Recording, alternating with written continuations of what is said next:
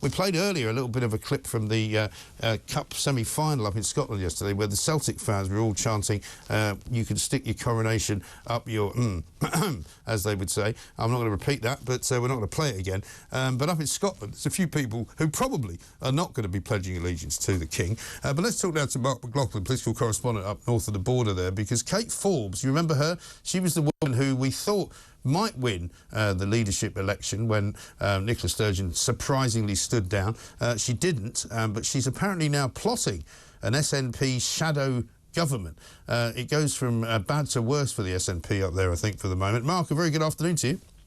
Good afternoon. So, I mean, it must be quite a fun job at the moment, being political correspondent in Scotland, because you never know what's happening next. I mean, we were told about 10 days ago that any minute now they're going to arrest Nicola Sturgeon. That still hasn't happened. She gave an interview, I think, last week, didn't she, saying that, you know, it was the worst nightmare, that she never thought any of this would happen. She never saw any of it coming. You know, we've got the Treasurer saying he doesn't know why the SNP bought a battle bus, even though it wasn't a battle bus. It's an extraordinary story. And what's the latest twist with Kate Forbes? Well, Kate Forbes has denied that she's plotting a coup, so that's it. We can go to the next segment. Ah, well, that's all right then. the shortest segment you've ever had. Now, just because she's denied it doesn't necessarily make it false. People plotting coups don't tell you they're plotting coups until they pull the trigger, as people like Boris Johnson and Michael Gove will probably tell you. Right. Now, you need to get to the substance of why this story seems so compelling, true or not. And it goes back to what you were saying about Nicola Sturgeon saying this is her worst nightmare. And you can understand why she's decided to take a sideways step and put her feet up and hand this cluster burdock, as they like to say in Scotland, yes.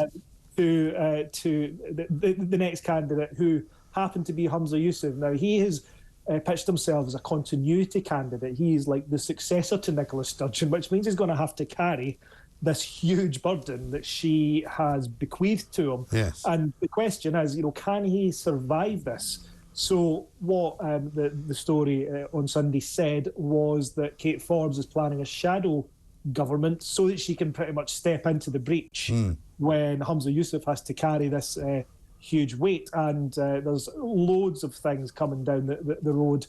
You've got the investigation into the SNP's finances, which you just mentioned. We've got a potential by-election. Margaret Ferrier, who broke COVID rules. Yes. It's been recommended that she gets suspended for 30 days. If that happens, they can trigger a by-election. So there's a lot coming down the road. And then, of course, you may have a general election in spring next year. And if the SNP lose a lot of seats, then Hamza Yousaf may have to own that, and it'll be questionable whether he can survive. Was there not also a deadline at the end of April for the accounts for the SNP to be filed? Because I think that's a national issue with the sort of electoral authorities, the Electoral Commission, that you're supposed to file your party's sort of statements of account by April the 30th in order to make yourselves a relative, I think, a viable organisation, no?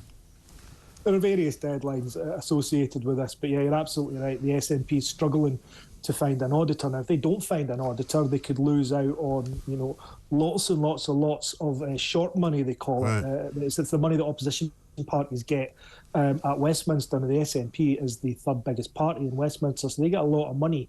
And if they don't give their accounts to the Electoral Commission, they potentially won't get this money. So that's another big problem. And they're struggling to find auditors, and given the high-profile arrests and the nefarious deeds going on inside these accounts, I don't know if I'd want to audit them either. No, I mean, I think anybody being asked to do anything associated with the SNP at the moment would probably run a mile, because it does appear to be a very damaged organisation. I mean, there are some who think it won't survive all of this and that it will have to re-emerge in some other way. What do you think about that?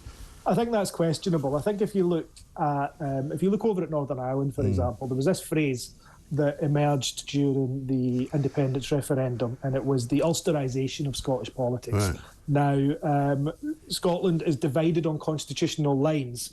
There are so many people who will forgive the SNP a multitude of sins just because they are the party of independence. There is a possibility the party could split. The Greens are picking up a few independence votes. Alex Salmond's Alapa party hasn't really made any great strides, but if the SNP starts to look damaged and that starts to look like a viable alternative, you could potentially have the nationalist vote split three ways, just in the same way as the unionist vote is split three ways between Labour, Tory and Lib Dem. Yeah. And then that would be a pretty good fight going into the next Holyrood election. We could be back to the days of the Rainbow Parliament that we had back in 2003, when you had like Tommy Sheridan, Scottish Socialists. I remember it well. It was much more easily balanced. Yes, indeed. I mean, interesting as well that they haven't got any money at the moment. It would seem that their sort of sources for donations have dried up. They've obviously lost an awful lot of members. I don't even want to ask the question, how many members have they got now, because I don't even know what the answer might be. But it's conceivable that they won't have enough money to fight an election, isn't it?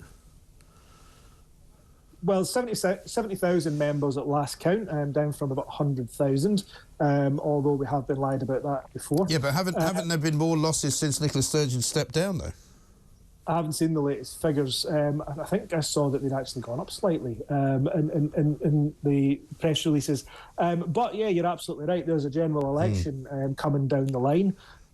They've asked members of Parliament to chip in a little bit more from their salaries to help fund the party. Oh dear. They've also got this, before that, potentially a pretty huge by-election coming down the line. It's questionable whether they can, they can put enough resources behind that, and Labour is very confident of winning in Margaret Ferrier's seat. Right. Yeah, I mean, Labour have got quite a lot to gain if they can do so, particularly in Westminster, if they can manage to rustle up a few SNP seats. I mean, is there a chance? People seem to be unsure whether they'll get more than about 15 or so when I talk to them.